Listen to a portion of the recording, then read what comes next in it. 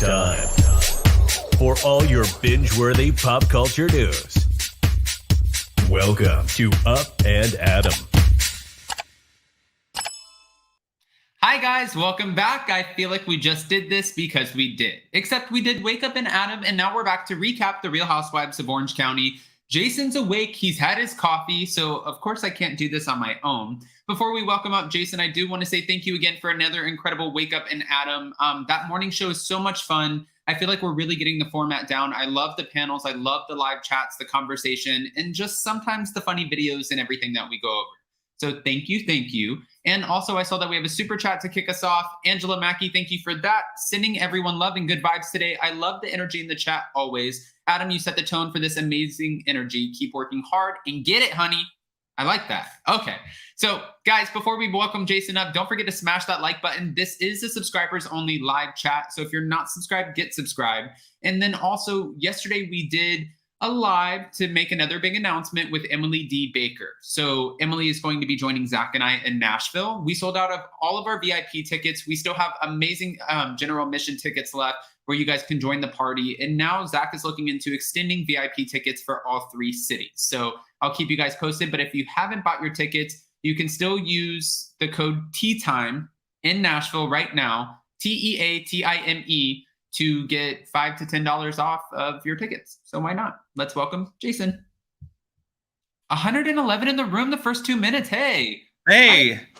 Oh my gosh. And you should tell people too that it's not like, you know how some people like sell tickets like, oh, look, all of a sudden we have 20 more. It's actually a seating issue for VIP. So I don't think any of the venues expected to be sold out. No, they actually messaged us yesterday because I asked Zach, I said, like, what do you think? And he said the venue said that normally they get like maybe 10 or 20% of the tickets sold up until like the 3 weeks before the actual date. And then that's when they start selling out. So they were really shocked and impressed with the fact that we were able to get rid of them. And that's exactly what it is. It's not a VIP like we wanted to make it more exclusive. I feel like everybody coming would be a VIP. But it's more about, like Jason said, a seating issue and how they can accommodate the very front of the room. And then moving back, you know, it goes the VIP area and then a general admission. But you do have to remember too, guys, these venues are 100 to 150 seats. It's still an intimate venue. Everyone's going to be able to participate in the fun. We have people working the room. Jason doesn't even have a seat, to be fair.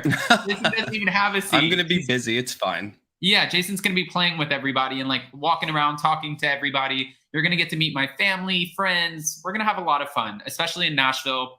I hope you guys, well, I might tell my family not to say who they are because I think people will know who they are at that point. I mean, I look like the spitting image of my mom, so I feel like they're going to be like her. But it's okay. It's okay.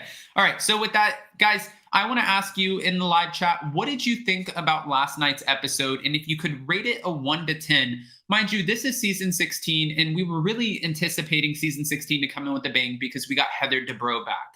I saw a meme yesterday where Heather Dubrow was called the biggest disappointment of 2022. I feel like that's a little extreme. It's a little extreme, but Jason, yeah. Where are you going with this? What would you rate it? And what do you think about Heather? Listen, okay. We had this discussion yesterday when we were on Dana's channel, and like her or not. I mean, listen, I know a lot of people don't like her. I used to love her on the show, and I was kind of skeptical about having Heather back, but I felt like we needed that narrative change. We needed Heather to come back and be this person that we can like go on again, you know, and just she really clean slated us away from all that Kelly Dodd mess. And I feel like it's been good to have her back, you know? And I also feel like because Heather is a one-trick pony almost. You get this kind of like opulent, over the top, almost privileged person. And it's like, okay, we know you. You got to set off, you know, to start off the season. And now we can focus on the other women. Like now we're focusing on Gina and Emily, who are completely opposite of what they have been before. And as I said before, Noella and Jen have been waiting in the wings to come center stage. And that's happening right now. And I feel like not Heather, but Gina and Emily are kind of like two halves of a housewife that make a whole. It's almost like bad weather. You know what I mean? Like Heather and Whitney, like you need the two of them together to kind of stir up the stuff. But Tinsley's opinion said, oh, Jason giving zaddy vibes today. Okay, Jason, listen, by the way, your skin looks so good. Thank you. I'm actually using something new, which is great. I cannot wait to do my skincare regimen. I do have to say, we were supposed to go to bed early last night, but we could not. I just watched OC this morning because I could not take my eyes off figure skating and the amazingness that was Nathan Chen last night. If you guys are watching the Olympics, it's a good break from reality television and shows you all the light and amazingness there is in the world. Yes. And I mean, last night I thought Jason got me into it because I don't actually watch the Olympics. I feel like I don't really usually know what's going on, or I don't know the actual sport of like, I mean, it's figure skating, right? Is it figure skating or ice skating? Yeah, well, both, but figure skating. So you say figure skating. Okay. Because ice skating can be speed skating or it can be, other stuff. I mean, the guy was absolutely incredible. He's 22 years old. He came in, he killed it. And if you guys don't know who he is, here he is. And he brought the gold medal home for the United States. He's from Salt Lake City. That's huge. So congratulations to Nathan Chen. Jason said that he's going to go down as one of the best skaters ever. So in history, that's incredible. All right. So awesome. Let's get back to it. Jason, rating the episode, guys, 200 in the room. Rate the episode 1 to 10. I mean, and this is why I loved watching it this morning, because I just watched it. I'm going to have to give it like a solid 8. I really enjoyed the episode. And I have to say, I repeat myself a lot, and I apologize, guys, but for me, watching like Miami or OC is kind of like a pleasure. I enjoy it. Whether like watching like Salt Lake, sometimes I'm like, like get me through this episode, or this is too heavy, or this is too much. So it's just more fun. It's fun. Okay. I would probably give it a 6, but we'll get through it and I'll explain why. A 6. A 6. We're going to get through it and I'm going to explain why. But, watching the episode, I agree with Heather Dubrow. We pick up where we left off, and Heather and Noella are having this conversation about the X-rated card game that Noella gifted her 17-year-old daughter. Now, in this X-rated card game, it had some, interesting stuff in it. Heather's not in this photo, but Heather ends up trying to have the conversation with Noella, and she's like, you know what? I can't do it. All this girl wants to do is fight. And Noella did come to kind of make her rounds around the table, because shortly after that, she has a conversation with Gina, and she's upset with Gina because she feels like Gina sat on the information for over a week that she had to persuade, Heather Dubrow into letting Noella actually come on the trip. Now, Emily did stick up for Gina and said, to be fair, I didn't even know that information, and that's my best friend. She didn't tell anybody that. So it's not really something you should be mad at her about. And she's like, you know what? Why don't you go run off and go chase after your friend Gina? Yeah, go check on Gina. I was like, Noella, you're not going to have a friend after this. No one's going to be your friend on the show. I mean, listen, she does come in kind of negative in a lot of situations, especially this episode. And especially next episode, it's looking like. But Jen even brings up a good point, Dr. Jen. She's like, I work with women like this all the time. I know how to talk to someone like Noella, almost like a child. And I was like, that is exactly what we're getting. A child who really always needs attention. I really liked Noella at the beginning. And now I still like her because I think she's great television. But now she's becoming like, instead of negative Nancy, like negative Noella. It's always got to be a problem.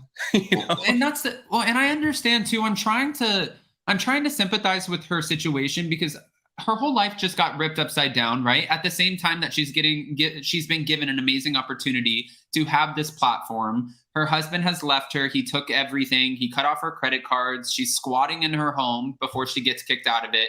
So there's a lot on her mind. But I don't think the best way to navigate that is to come in the group and be like, pa, pa, pa, pa, pa, and go down the whole line. You're not going to have a friend. You have to give her some credit, like you said, for what's going on, but she is so up and down. You see that in 1 minute, she can be crying or really like mad at one of the ladies. And then the next she's like, oh, cheers.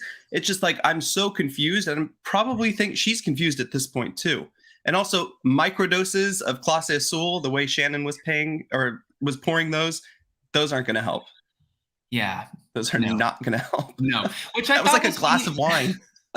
We see Shannon and Shannon's fun. By the way, guys, this was an episode of numbers. We see 6 sombreros, and then we also see a stack of 3. Well, we'll get to it.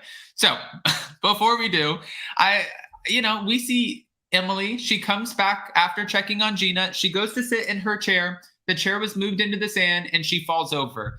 Jason, did you see this moment where Shannon falls over Emily? Yeah.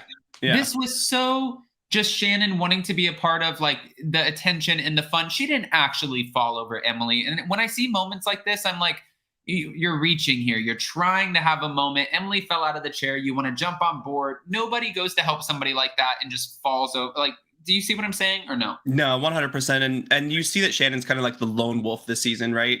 She's not really like on any like team or has one like friend. Sometimes she's like left out. But then we see later in the episode, we get a different picture of Shannon. She went from Tres Amigos to Uno Problemo. Yeah. I mean, really, to be fair, but okay. So now we end up, transferring from here, transitioning from here back home, and we see everybody settling back into their houses. One thing that I thought was funny was, Gina's asking her kids, "Did you have fun with Travis?" And her son's like, "No." You see Dr. Jin, and Dr. Jin's getting her nails done with her daughter, who says that, she's like, "Why don't you help me pick a color? What color do you think I should get?" This is what she's asking her daughter. And her daughter said, "You should get black to match your personality." And she said, listen, my daughter's a very independent thinker. She's always had a strong opinion. And she even changed her name at 1.5 from Vera to Cece. And I'm like, okay, nobody lets their kid change their name at 1.5. Or maybe they do, and I'm just not used to it. But she's asking her daughter, "How do you like the new nanny?" And she's like, "Well, the new nanny is like a mother, but not like you kind of like a mother, but like a mother." And I'm like, this little girl is just like reaching all the way. She's dragging her mom for filth. Even when she talks about the color, I mean, kids are so smart nowadays, right? They're so smart. They're quick-witted. I mean, they hear and see everything, no matter what. I thought it was funny too when she was talking about the colors and, when she got her nails done, she's like, "Yeah, it's not boring like oatmeal color or something." I was like, you guys are funny. But this is, kind of like a child with savage mode, a preview of the fight you see kind of with Ryan later in the episode. But I feel like maybe if the kids are feeling like Jen's never there and Ryan is feeling like Jen is never there to participate in the family, then maybe there's a bigger issue here. Well, and we're going to get to that here a little later. I see both sides of this story playing out, and it's kind of a struggle bus, and kind of reminded me not of you and I really per se, but you have such a good work life balance where you can have conversations with your friends, you can step away from the phone and want to go out to dinner and want to take vacations. And for me, I feel like when I'm at dinner, I'm on my phone, I'm checking comments. When we go on vacation, I can't put YouTube away. And I don't have that balance. So I see the similarities, just their relationship seems pretty toxic at this point, and I am not wishing that on us at all. But now, moving on. I'm not wishing that on us at all. Okay, so we see where Heather meets Gina at a winery, and when she did, Heather's telling Gina that she took Max and Nikki to look at colleges. It's about that time. Her twins are 18 years old now and going to college. And she actually invited Gina to New York. Now, Gina's loving her relationship with Heather Dubrow at this point because she's been invited to the horse races, sitting in like the VIP box, going right up against like the horses, the winner's circle. She's been invited to Cabo, and now she's invited to New York. Gina's like, "Oh, yeah, you guys killed casting this year. I love her. Please, like this is great. I love Heather Dubrow." And why wouldn't she? But why, if you could have given, I guess, what is it when you, if you could have made a guess as to who Heather would have jived with, would Gina have been a part of that? Would you have guessed Gina? It's such an odd relationship. They're like the odd couple. Yeah. It's so, but I mean, I enjoy watching them, but it almost feels like Gina, it's like her nose is so brown from being so far up Heather's ass sometimes. But I do like the conversation that they do have. And it's just the relationship is blooming, and I wonder if it's going to go sour at one point this season. I mean, we'll have to wait and see. I don't think it does. I haven't heard anything about it going sour, but this is the housewives world, and shit happens every day. Even if Gina didn't say something, somebody can plant a seed to ruin that relationship in a matter of moments. Because as we've seen with Heather Dubrow, she does not play when it comes to her family. And the same question for you, though. Who would you think would be friends with Heather? Who do you think Heather would attach to? I never thought Gina in a million years, especially when you're seeing Gina and Emily kind of like you said, a 2-for-1 housewife. You need them together to equal a housewife. Who would you see Heather, coming with? Because I would have assumed maybe like after Shannon and her had the fight that they would kind of be friends again and kind of we'll see that relationship again, but we didn't. I personally, I wouldn't have thought once I figured out who the casting was, I knew that she wasn't going to come in and immediately be friends with Shannon Beador. I knew that there was unresolved issues. I mean, that scene where Heather kicks Shannon out of her house and she's like, my children are in the home, so leave. I am asking you to leave. And she's like, really, Heather? Wow. And she's like, leave. And Terry DeBro's face was like 10 faces ago. I love 10 faces ago. So, I wouldn't have expected her to really come in and bonded with Gina, Emily, or Shannon. I honestly would have thought that casting would have brought in somebody that was specific to Heather and they would have come in and just like ran the shit together. But I'm happy to see Heather coming in the position that she is makes her an automatic target.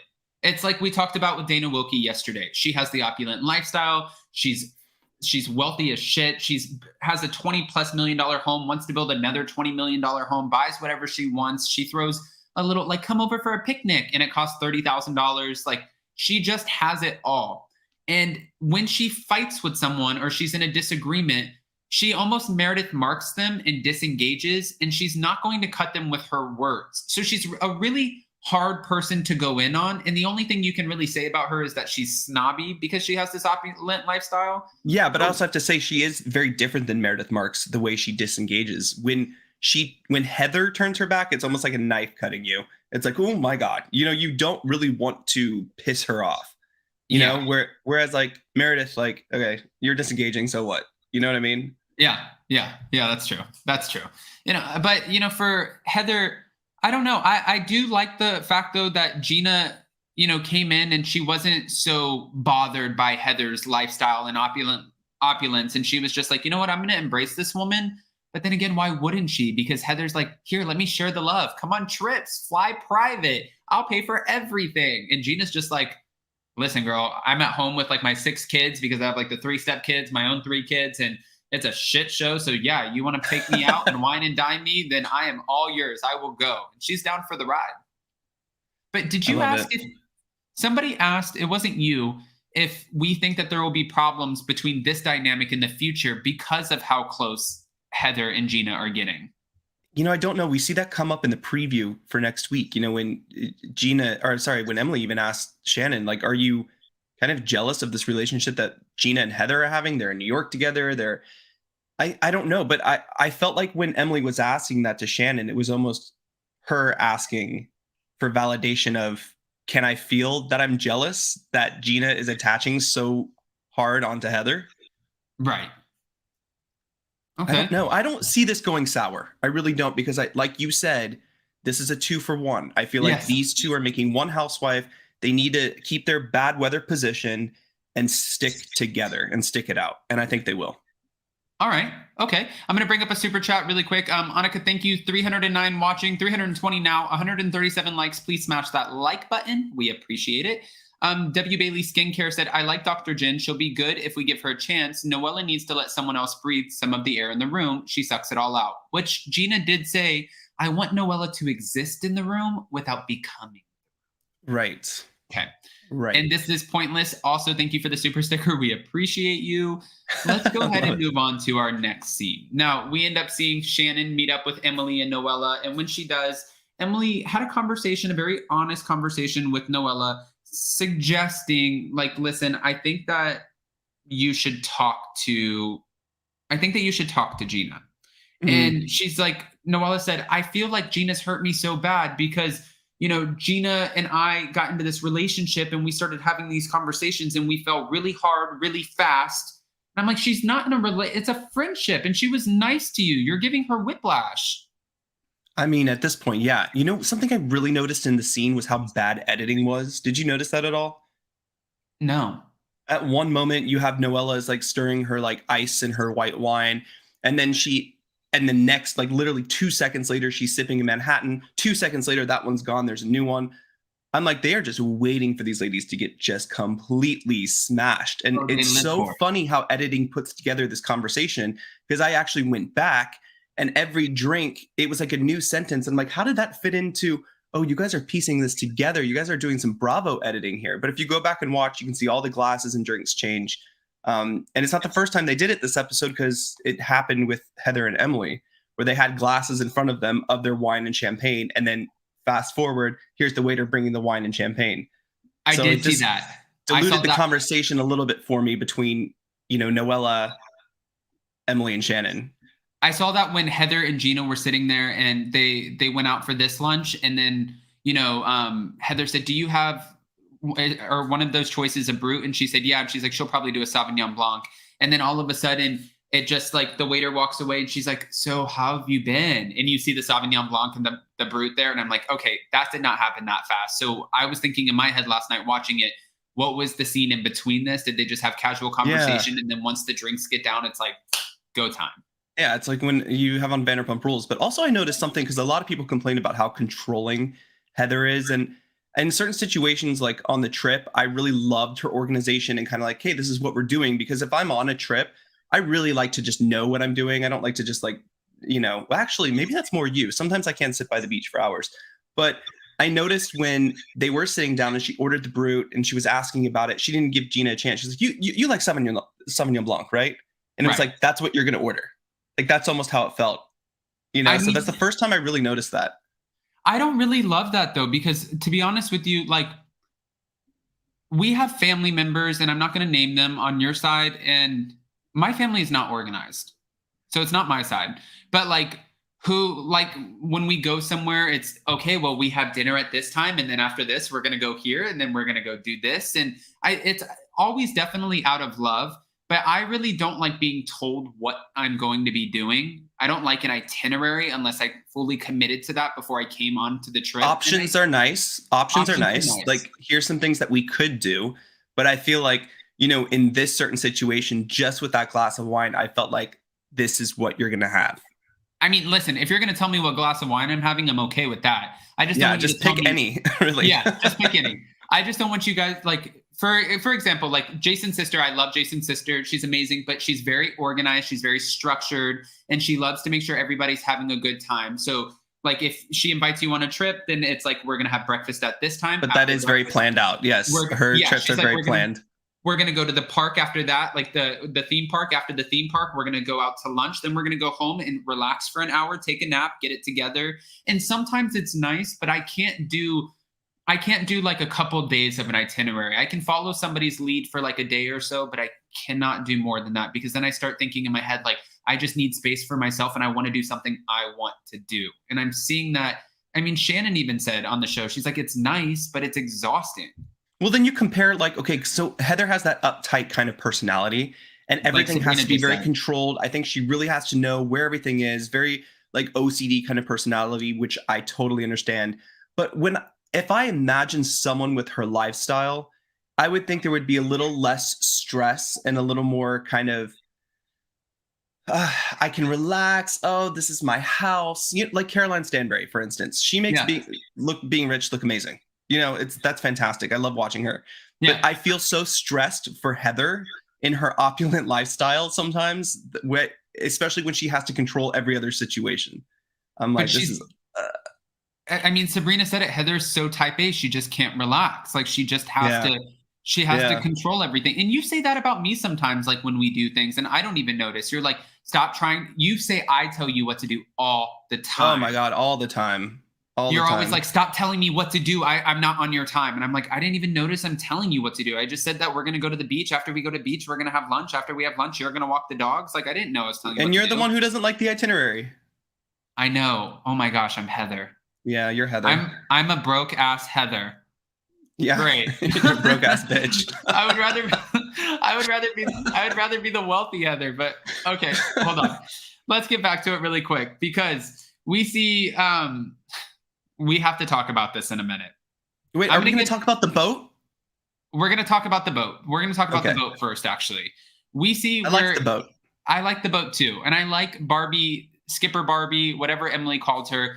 Shannon and John Jansen. We haven't seen much of John. And when we do, let me rephrase that. We haven't seen John speak too much. We just kind of see him. And you kind of wonder what his personality would be like, because he doesn't give it a lot to the cameras. And John decided to have Shannon host a couple couples, which would be Heather and Terry and Emily and Shane, over at his Orange County bachelor pad that's right on the water. He has a 30-foot boat, which was really, really nice. And they come over, and I got to see a different side of him. When they go out on the boat, and he's like, all right, Shannon, release the lines. You need to do this, and you need to do that. And he's like making her work. I mean, he kind of, I don't know, he kind of gives me a little bit of a douchey vibe. You know, I was thinking that originally, but I think they might have a banter that is like, you know, different. And I feel like she really likes this guy. And I feel like on the boat, because of her experience with her family, having a boat growing up, that she just felt, I don't know. I originally got that, but then as the night went on, it got better. I really loved getting to know him a little bit because, you know, you're never too sure about the spouses on the Real Housewives of Orange County. You get to know them. Sometimes they're manipulators, creeps, frauds. So it was nice to get to know him a little bit and hear his story, but it also led into like Terry's story, you know, with his stepfather, John's story with his dad, Emily's story. And this was a moment of Housewives. This is what I like to see. I like to see the fighting and the conflict resolution, but I also like to see the moments where like, oh, this is why you are the way you are. Right. And I like when they let us in a little bit, I guess is what I'm trying to say. So what Jason's talking about, if you guys didn't watch the episode last night, 400 people in the room. Don't forget to smash that like button and get subscribed so you can join the live chat. So what Jason's talking about is when they go over to John Jansen's house with Shannon, and a lot of people are saying that John seems like a perfect match for Shannon. And I'm not going to judge their banter too much right now for the simple fact that Jason and I have a banter that not everyone understands. So, you know, John opens up and he lets everyone know that his dad at one point, you know, was disappointed in him, so much so that he actually walked away from the family, started a whole new family, had another son that he named John Jansen, and suggested that the real John Jansen, Shannon's John Jansen, should just change his name and disassociate. Now, if that's not a POS of a dad, I don't know what is. But it led 100%. Into more stories where Emily was telling us that, you know, she had her own kind of situation where she claims her success comes from abandonment of her father too. But she was trying to also add to that, that's not what your success should stem from. It should stem from, you know, the fact that you want to be successful. And then you also see where Dr. Terry DeBro opened up and he was sharing that he had an a-hole stepfather and claims his success was because of him maybe too. So they all kind of bonded over having asshole step parents or parents. And if you want to talk about a-hole step parents, listen, my current ones are incredible. But I have a list. My ones now are amazing. My stepdad and my stepmom are great. But my old ones, I could have sat at that table and given them stories for days. But what do you... So it's like someone in the comments just said it made us like them better because we saw a little bit of humanity and you see why the way they are. Like, this is why you are this way. And that makes sense. And their version of success and the way they got there, they feel like it came from this struggle they had in their life. It was nice. It was, you know, we got to see humanity. You don't really get to see anything real on the Real Housewives of Orange County. Let's be honest. I mean, we're watching them talk about real things with their faces like. Okay, not the. By the way, this moisturizer I'm using, I feel like my face is so tight and moisturized. It's amazing. I'm looking at your face and I'm looking at mine and I'm like, oh my gosh. This is perfect for tired face because it's just so. Yeah, this is why Adam has tired face. So Adam has without the Terry DeBro fillers. I mean, did you get like a little mini facelift? No. Why? I feel like you have a filter on right now. No, I take care of my skin. I'm calling bullshit. Okay, because I went and spent all of our money on whatever the hell, a facelift that I don't need at 38. Thank you so much. Yes, but while I was on Wake Up and Adam, you went and got the Sonia Morgan. You went over to the plastic surgeon. You said, "Can I have the Sonia?" They're like, "We'll give you the Margaret Joseph." Maybe like, no. It was because while you were on Wake Up and Adam, I was watching the Real Housewives of Orange County, and their faces like this, and I'm just trying to emulate what I saw. That's shitty and wrong. Okay. But okay, we'll keep it moving. No, I agree with you. I think the conversation, it's always good to kind of see where people come from and why they are the way they are. I mean, a lot of the reasons that people are successful or not successful or have the personalities or issues sometimes that they have, they do stem from, childhood. So this was a way that we kind of got to understand Dr. Terry Dubrow, a little bit more about Emily, and we kind of just got to meet John Jansen really speaking kind of for the first time. So I'm down with Jason. What are you using?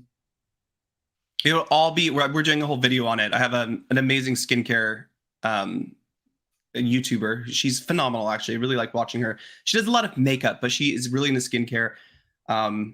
It's something she recommended. It's fantastic. I love it. It's like my second day of using it, and I'm like, it's amazing. Susie's telling me to not be a bitter Betty, pretty much. Adam, you should score this. Don't be mad. Yeah, don't be mad with what you have. Okay. So, Jesus. Okay, moving on. Now, again, we go back and we hear that obviously Noella in the whole Gina situation, Emily is trying to kind of get them to get along. And she's telling Noella, you need to fix this. And she actually shares with Noella that Dr. Jen shared with her that Noella gave her husband a stack of 3 women for a birthday present. Now, Dr. Jen relayed the information wrong. It was actually Noella's birthday present to have a stack of 3 women. And if you want to know what a stack of 3 women looks like, this is it. This is Emily, Shannon, and Noella. But this is not the same photo that we got from Noella. It was actually 3 women that were stacked on top of each other in a hotel on a bed that all got to hook up with her husband. It was kind of like a Anastasia, this is... That's exactly how I felt. I was throwing up in my mouth the whole time. I was like, this is what you bring to the table? Really? That's an interesting thing to share. Yeah, it's an interesting thing to show. Like, I think, you can share things like that if you want to, if you feel like you are in a position in a friendship where you're like, let me share this thing that we have, or that my husband and I, or whatever, I don't even know. But to bring out fully, just show a stack photo of like the whatever, like all like stacked together, and one is herself.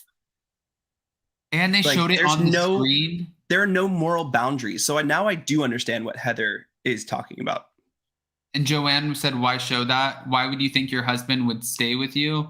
I mean, that's what I ask myself all the time. I'm like, with you're dipping dots into every little part of everything, then yeah, I would maybe not want to be in that situation either. Susie said Noella thinks TMI makes you interesting, which is a great point. No pictures, please. Oh my God, that's what I thought. Don't share, keep it private. I mean, no, Noella loves to flaunt sexuality. She probably isn't all that in bed. Oh, okay, Norma coming in with the little claps. All right, so it was interesting is a nice word, Elaine Hargate. Well, I mean, I don't know what else to call this. I don't know what else to say about this. It's just like, what would you call it if you're not calling it interesting? Everybody else is calling it gross. I thought I was being nice. Jason, do you have another word, or am I just off? Okay. No. All right. So before we talk about Dr. Jen Armstrong and Ryan, we get this game night, and Noella, she's trying to fix stuff, and she said that she wore this sort of animal print ensemble to represent the Jersey vibe for Gina. And Gina's like, yeah, only except I'm not from Jersey, I'm from New York. And I was like, oh, that was a dud. And then in this game night, they had this rule. If you say the V word, a lady's part, if you say the V word, then you drink. And then Noella demonstrated the stack of V words because I don't want to get us flagged. And I also, sometimes kids are watching, so I don't want to be nasty on here. Not saying that that's nasty, but I don't want to use language that would be derogatory, even though sometimes you've caught me on here. I'm being a hypocrite. Okay. Let's get into it. But Gina and Noella, they had a private conversation where Gina, thinks that she was disrespected. And she said, honestly, I'm not comfortable being on the crazy plane. I want to be your friend, but I want to be your friend without all of the crazy that comes with it. I think she kind of made a breakthrough to Noella, but I also think Gina's looking her at this point like this is a very unstable situation. I don't know how I can really invest myself into this relationship, but I know that you're going to be filming with us.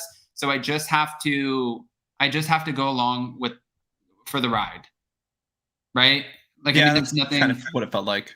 Yeah, there's nothing else that she can really say. So I have no words. I have no words either. All right, I want to go back to Dr. Jen really quick. We see Dr. Jen, and after she had a conversation with Heather Dubrow, Heather was telling her that, you know, they had, first of all, the half pineapple filled up with champagne. I thought it was amazing. But Fantastic. Like, I need pineapples right now. See? Jen's having issues with Ryan, and, you know, she said that he's raised the kids and she grew the business. And Heather gave Jen great advice that relationships are worth the work. And she said that Terry had to learn that the hard way, and that eventually at the end of the day, work is just, you know, extra zeros, but will you get that time back with your family? Which I was like, that makes a lot of sense. This is where it was. You saw the other side of Heather, right? Not the controlling. I'm going to tell you exactly what to do. I mean, it was still kind of controlling. Like, I mean, yes, the tone was still there for sure, but at least she was offering advice from her own perspective instead of saying, you know, this is right. This is the way you do it. End of story. You know, like, you're going to have Sauvignon Blanc. You know what I mean? Okay. It wasn't that big of a deal with will you let the Sauvignon Blanc go? It was to me. All right. Okay. It was to me. Because what if I wanted a Pinot Grigio? I would have been pissed if I was Gina. I would have gotten up. I'm not going to New York. You don't order me Sauvignon Blanc. I'm leaving. Okay. This is not the face of someone who's pissed. No. At all. At all. This is the face of somebody order who's me what you want. I'll do anything you say. Yeah. This is the face of somebody like, oh, I found my new Emily. Sorry, Emily. I'm leaving you and I'm going to join the Dubrows. Wait, you got to read this comment really quick from Norma. Heather McDonald says pineapples are a symbol used by swingers. Okay, so Adam and I have a running joke with his aunt and uncle. Oh, yeah. Okay. What were you going to say? Oh, I won't say anything. Okay, so because someone brought that to our attention one night at dinner. We were with like a group of friends, and we were like, what does that mean? And I guess if you like are shopping in the store or something and you have an upside down pineapple, it means you're a swinger and you're looking shopping cart. In a shopping cart. That's right. So every time like Adam and I go to Trader Joe's, we'll put one in the thing and send a photo to his aunt and uncle. But then every time we go to his aunt and uncle's house, we'll take a whole bunch of pineapples, flip them upside down and put them in front of his door.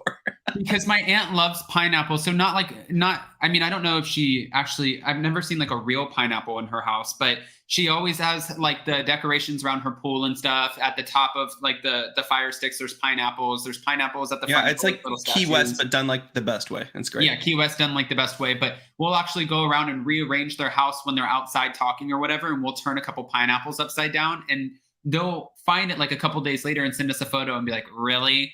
And we're like, oh, you must be swingers. But I didn't know if you're shopping around. By the way, guys, 500 in the room, smash that like button. Should Jason button his shirt some? No, Linda, dishonest. It's right here. Yeah, relax. Go to West Hollywood. You get a lot more than that for your money. So, and honestly, well, no, I'm just kidding. I didn't know that there's two things, I guess, when you're swingers. One is you leave your garage door cracked. And then if you want to. Yeah, that was the other thing. We had a friend telling us this, and it was like literally like verbatim, like the steps. I'm like, are you a swinger? Because at this point, you're giving us all of the you know, whatever you do for a swinger. I mean, so I guess what they were telling us is, when you leave the garage door cracked, then people can come in and they put their little like claws underneath the door and they reach up and they're like, hello. And then you let them in and then you hook up with them and then they leave. But again, that's so gross. What if your garage like breaks and it gets stuck and it's like to this part? That you just have hands reaching under you the whole time? Yeah, you stick your little hands under there and you reach up and you're like, I want to play. Like, it's weird. But for me, that's gross. I don't want to say it's weird because people have their own thing. And I'm not judging anybody, but I just talked about this on Wake Up and Adam. I'm literally like a Howie Mandel. I'm a germaphobe. I don't like people touching me. I don't like touching people. I think touching skin is gross. I'm weird. I'm just a weirdo. So I could never be a swinger, and I could never go like put my hand under somebody's garage and be like, let's play. Like, the whole thing throws me off. But Noella, on the other hand, she embraces it with a stack of 3, you know, so she's her own thing too. Yeah. Those pineapples were upside down. And C minor said, I'll judge. It's weird. The chat has Everyone's spoken. got their thing. Jason's shirt is fine the way it is. Yes. Okay. It certainly is. I'll tell you if it's not. Okay. No shame to anyone's kink, but that sounds terrifying to me personally. Like the literal start of a horror movie with the fingers under the door. Yeah. That would be a great horror movie, Swinger. I mean, Adam will be in bubble wrap at the show. I mean, okay, so I'm not drinking during the show, but after the show, if we like, obviously for the after parties, everybody's going to be drinking because we have some great after party locations and everyone's invited to the same party. It's not like dispersed. I think even if you don't drink, you're going to really like the after party locations. Yeah. We make sure there's something for everyone. Yeah, you don't have to drink but I'm like, that at least makes me more comfortable when people like, then I start like being, I'm okay. But it's like when I'm just like in normal, here I am, whatever, without like a shot or a drink or whatever. And people like come up. Even sometimes my mom thinks I'm so weird because she'll say, all right, honey, I'm leaving. Give me a hug. And I'm like this. Like, Adam, you say you don't talk to people, but then everywhere we go, you forget you talk to people. We talked about this on your channel before. It's like when we were at Trader Joe's. We were at Trader Joe's the other day, and this girl's like, "Hey, how's it going? Remember, this is my friend that was a Cancer as well." And you're looking at me like, "Is she talking to me?" And I'm like, "Yeah, obviously you've had a conversation with her because sometimes in the morning when you've had like 15,000 shots of espresso, you talk to everyone, and then when you come down in the afternoon, you forget that you've actually talked to these people." So it's awkward when we go out after that because I'm like, you've had conversations with everyone. You don't remember. Now you're looking at me like I should remember, and I have no idea what's going on. I mean, what can I say? This is the craziness. This is the truth I live in every day. Well, you stay in your truth over there and don't put that shit on me, okay? All right, girl. So the Adam Jet runs on espresso. Yes, Tess, you are not wrong. And our Petrick, I love the 6 foot rule too. Okay? All right. Now, no, it's not a Florida thing. It's a creep thing. Yeah, that is not a Florida thing. And by the way, the friends were not our friends. They were at our aunt and uncle's house, and they were friends visiting from California. So while I think Florida has its creeps sometimes, but every state does, this was not a Florida thing, and it did not come from Florida people. This is a swinger thing, and it came from California people. Hey, it could have come from anyone, really. Yes. It could have, yes. I mean, anybody can be a swinger. What we should do is we should start telling people like things that, oh, this is actually what, whatever it does, we'll just make something up. There's not swingers. Maybe it's like, if you like this, you need to do this. And then people start doing it. I wonder if that's how it started. What are you, I wonder if pineapples, I wonder if pineapples were actually the thing that started that, or if it was something else and someone just got a joke and no, pineapple is just the universal emblem of welcome. Yeah, I mean, that's why you see it in a lot of like colonial homes, like down in like South Carolina and stuff, because that's what they use in Virginia as well. Jason didn't read the screen, actually, Ellen, and I just had to take that and make myself sound smart and act like I knew that. But he really ran with it like I knew what I was talking about. I know, that's weird, because that's something, no. Okay. That was very smart, Ellen. You gave Adam some... We need more info on the aunt and uncle. No, we don't. We don't. They're amazing. They're amazing. Listen, they're amazing. Right. For them, again, they have pineapples in front of their house every weekend now. Continue the combo. Jen and Brian, they end up having a heart-to-heart. And she's like, I just want you sometimes like affirmation. I want you to tell me I'm doing a good job. I want you to just like tell me that everything I'm doing, it makes sense and it's worth it, And he's like, you're doing a great and good job. And, I think that you're doing amazing and you're a great mom and you're a great worker. But she's like, can you put the dog down when we're talking? He's like, no, I don't want to. And she's like, I feel like you're just not engaged. And then he ends up getting up and walking away. And he's pretty much letting her know, you feel like I'm not engaged? Well, watch this, because I'm about to Meredith Marks your ass and completely disengage. And he ends up walking away from the conversation. She's like, can we please restart this? Try to have this conversation. And he's like, no, I'm done. I don't want to have the conversation. I'm done. I'm getting up and walking away. And that's exactly. I mean, yeah, that wasn't even a Meredith Marks disengagement. That was a Heather Dubrow, I'm turning my back on you and walking away. And you're going to feel it as I walk away. He did not want to do that on camera. You felt that. Yeah. He was trying. Yeah. But you felt it. That's true. And Sarah, I won't hug you, but can we hug Jason? Guys, I will hug people. I'm a great hugger, guys. I will be. First of all, you have to be tested and or the VACCINATED, because you will get flagged on YouTube for saying that word, which is the dumbest thing ever. But you have to be tested or that to go to any of the venues because, we're still in a pandemic. Although I heard LA County and even New York were lifting mask mandates indoors, so right. that should be one less issue. Well, we'll see if they do. But we still have to be safe. Yeah, everybody has to be safe. But no, yes, Sarah, I will give hugs after my shot. Like this. Yes, I'll be very awkward. I mean, even when Jason and I go out, I'm about to bring up a caller just to kind of take us to an hour. We have 15 minutes left, and then Jason and I have to run, and we're going out with, can I say that? Yeah. We're going out with Captain Sean from Below Deck tonight. But before, we have a couple errands to do. We have no food in our fridge. We need to go pick up dog food. We have no Windex. Like, Jason and I have just been like, we have to get our life together. We've been living like slobs since we got back from LA. Okay, that's a little aggressive. We have not been living like a slob since you got back from LA. No. I'm about to go live on Instagram and walk in your room and show what you've been living like. Come in my room. I'll come go in your my room. bathroom. Everyone's in my room every time I go live. I'll show everybody your bathroom. Come in my room. Come in my bathroom. Let's go in yours. Looks like a frat house lives in your bathroom. Okay. Relax. I'm done with you. Best relationship advice: 2 bathrooms, separate bathrooms. That is like heaven for me. Yeah. Jason bedrooms, keep it. If you have separate bedrooms, then no. Maybe that's not great, but you know. I mean, I'll take separate bedrooms any day. For sure. Jason's room looks pretty clean to me. Yeah, I mean, because I cleaned it before I came on here. Okay. Let's welcome up Joe and Sarah to take us to the hour. Guys, I dropped the call-in link. If you want to call in, you're more than welcome to join the conversation. We have about 13 minutes left. And then also Norma Maldonado said, I love the flowers. Thank you. I bought those for Jason yesterday.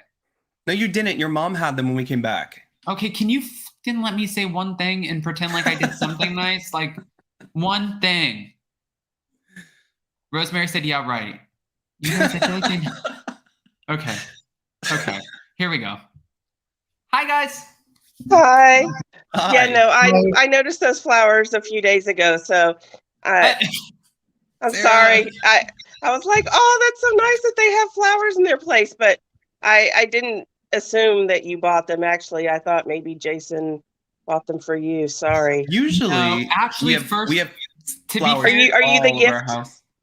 Usually, it's me who buys the flowers. Nice. Okay. Jason, come on, that is true. It's 50-50, friend. It's not 50-50. When do you ever go to Trader Joe's to buy flowers? You never go to Trader Joe's to buy Every flowers. time we're there. Oh my God. Best flowers, because they have like it's like $5 for a dozen roses and they last forever. I don't know what it is about Trader Joe's flowers. Love Trader Joe's. I'm going to leave. You guys need to talk to them about like promotion because y'all mention them a lot. So I'm going to leave Jason's ass in LA with you guys and I will show you guys how much I buy the flowers because then you'll see it here while Jason's there with you guys. Hi, Joe. Jason, you didn't check the inside of that flower vase, did you? Maybe there's some hidden papers in there. No. Okay. We don't want no divorce papers in there. No, you have to get married to get divorced, Joe. You're not going to get me. Yeah, we are this year because our tax person said we really need to do that. Okay. First of all, you don't get married for taxes. One. So plenty of people have. What are you talking about? I mean, is there really that much of a, like a cost saving to? It's 34. It doesn't matter, Joe. Yes. There is. I'm just making him think there is because Adam works with numbers, right? So I got to convince him. That's a good point. You have to find Adam's weak spot and exploit it because he's being stubborn about this. Okay. You know what? I'm saucy today. I'm going to apologize in advance. I'm like, yes. I'm Yes, you usually are. It's Joe. I love it. All right. So, Joe, what else do you got here? Krista and I were already chatting earlier this morning, so I don't know. Like maybe she got me prepped or something. I don't know. Krista will do it to you too. Krista will come in and she'll get you sassy pants. She'll get you going, and then you're like, oh. Well, she reminds me because I lived in New Jersey for a couple of years, and so she reminds me kind of. I was in my mid-20s. I was able to go to the same company, so I was like I knew I would have a job I just had to pay to move myself up there. And I was like, you know what? I'm young and I want to live in different places. Which is what I love about like you guys going to Thailand and New York, and I probably will make you tell me all about it when I see you in person. So, Well, we have 3 but cities yeah, to do so it. so I did that and moved. I wanted to move to New York, but I was like, dear God, that it was way too expensive. So Oh yeah, yeah. That was so a I hard just adjustment commuted at in. first. By the way, Norma, I agree. Jason, you're like Jake on Below Deck saying he's getting married to give his friend papers. Yeah, you don't tell people, first of all, you don't tell people you get married for a tax deduction. Even if that's true, you don't tell people that. And second of all, hey, dear Dana brought up, this is actually my main reason for wanting to get married, is dear Dana brought up, if something happens, I really don't want my family making decisions for me because they'll off me in 2 seconds. I'd rather have Adam, who I've spent the last 8 years with, in like some crazy I'll off you fun house. Jason, Well, you know what though? It's really important. Like, for me, it's really important to know that my family, actually now I'm having to change that because of sister issues, but to know that whoever you have is really going to follow your wishes and that you can trust. And the other thing too is you never know what's going to happen. So even, if you guys have wills, and I don't mean to go dark, but just, it's basic. I mean, you don't want to end up in a situation where everybody knows that this is the one you love and, a piece of paper is what's keeping you from being able to make the right legal decisions for them or Sabrina said handle too, power of things. attorney and health directive. That's all you need. You don't have to be married. And Sabrina, I thought Jason, I liked you. Okay, Jason, I thought I liked you. Oh, be quiet. We love Sarah. I know that Jason. They would be like, Jason would probably. They would say, "Listen, do you want to keep him around? We can keep him for another 48 hours, and we can try." And Jason would check the bank account and either figure out is it worth it or is it not. Whereas like my mom would be like, "That's my baby." Jason's like, "Well, your baby's got to go. It's time." Okay. Well, Adam, you're so frugal. What would you do? If I was in that position where I had to make decisions? Yeah, I'm teasing you because you're saying he would look at the bank account and be like, "Yeah, pull the plug." So, but you're always saying, "Oh, I'm so frugal." So I'm giving you a hard time about it. I don't know. I don't know. I love some people here are going to get the wrong impression. We're totally kidding too, by the way. Yeah. We're best friends sometimes. Sometimes I want to strangle him, but sometimes we're best friends. So that's it.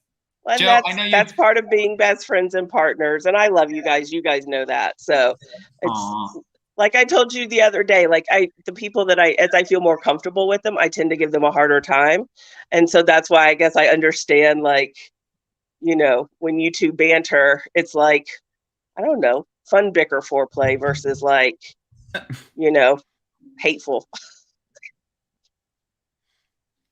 Okay, you look uncomfortable. Maybe I said the word. No, never mind. Joe, what are your thoughts on this?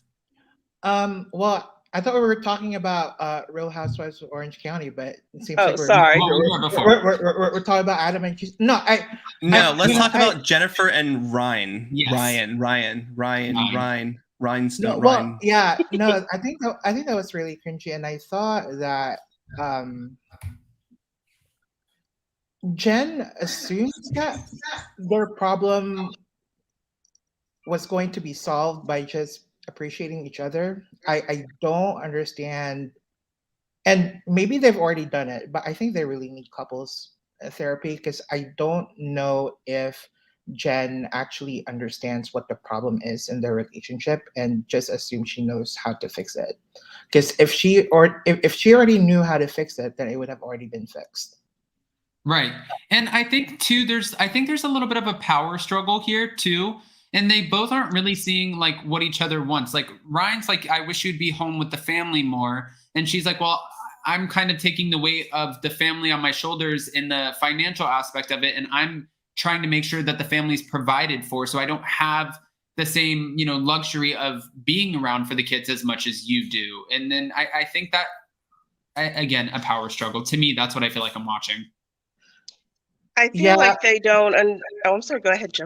No, I think at some point Ryan was also working. I think Jen probably for a while has been trying to build the business. I don't know if when they started this relationship, they really sat down and thought about prioritizing their relationship, Right. their family over everything else. Because I think if you had a solid foundation of, hey, this is what we think we're going to do in the future, but know that as we change or as we expand the companies or expand our roles within the family, that we're going to be first.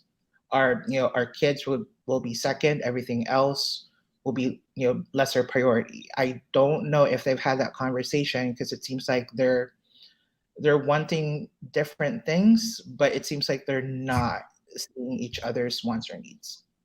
I mean, I agree with Sabrina on this too. It's built up on both sides and they're disconnected. You can feel that even the energy on screen, which you just like see it.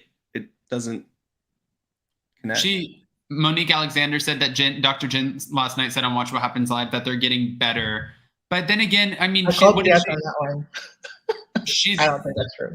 I mean, she's going to say, that's the thing is like, are they? Because if Jason and I ever got into an argument, you guys aren't going to know about it. And somebody asked me, how are you guys doing? I would be like, fantastic. I'm not going to share my personal business and say we're arguing. So why would she go and Watch What Happens Live and be like, oh, it's getting worse?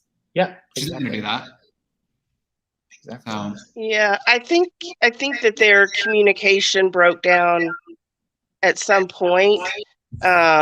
With being busy and having the kids and all of those things. But I think one of the things that I think she mentioned on Watch What Happens Live was he's never been really good about her feelings and validating that kind of stuff. And it made me, and I felt like when she was trying to get him to talk, that he was uncomfortable with the cameras, and that's kind of what she confirmed. And so I don't know that she should have really pushed it, because I don't know that, if he's not feeling comfortable even having that conversation in front of the cameras, that's not going to be the most productive conversation. But I do think that, and she talks about appreciation a lot.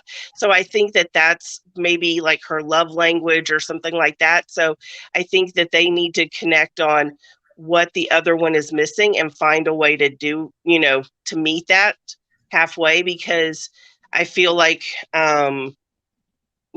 it's, my grandmother told me once a relationship, she's like, everybody thinks it's 50-50. It's 90-10, one of you may be having a rough time and the other supports them. And, then she's like, you hope at the end that it's, 50-50, but, you need to, be there for the other one. And I thought that that was a good point, because we all have times when we need, that person in our life to, to boost us, and then they may be having a rough moment. So I really felt like, but I felt like that they both struggle to fulfill what the other one is really missing, whether that is, appreciation or small acts. But I also noticed she said that there was an end of school dinner, and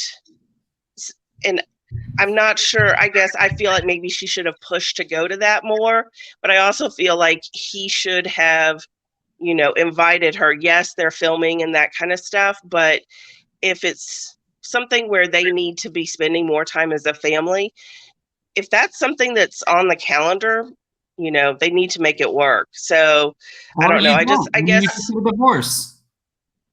Yeah, and it triggered a lot of things for me, because my mom had to start, working.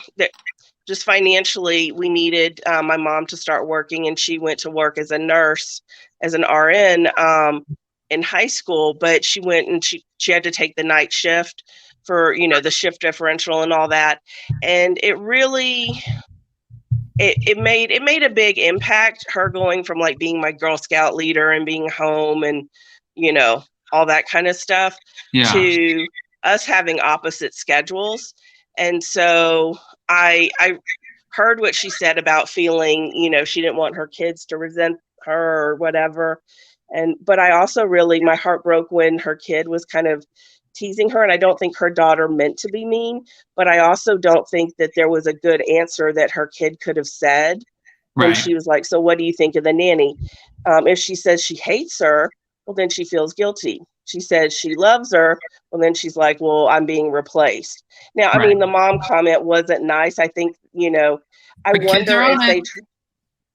wonder if they try to banter like that at home, like Ryan and her kind of bicker, but they try to maybe do it in a funny way and the kids see that. Anyway, I don't know. Long-winded thoughts, but. No, definitely. And I did want to say really quick, Joe, I know you were trying to say something. We did just hit over an hour, and Jason and I have to run somewhere. But Joe, before, what was your thought to chime in on what Sarah was saying? Yeah, I'm just going to say it. I think Jen is sounding really selfish. I feel like, yes, I can understand moms who work for their family, but again, it goes back to prioritization. If Jen actually wants to have a balanced family and, that life that she's wanting, then even if she works long hours, it's about, where you allocate your time. I don't see moms that would just not know where their kids are going. Like even if you can't make it, you at least would be aware of it. I just don't think that, pretending that, oh, I didn't even know that this was happening is an excuse. I think she should have done, and she should have done.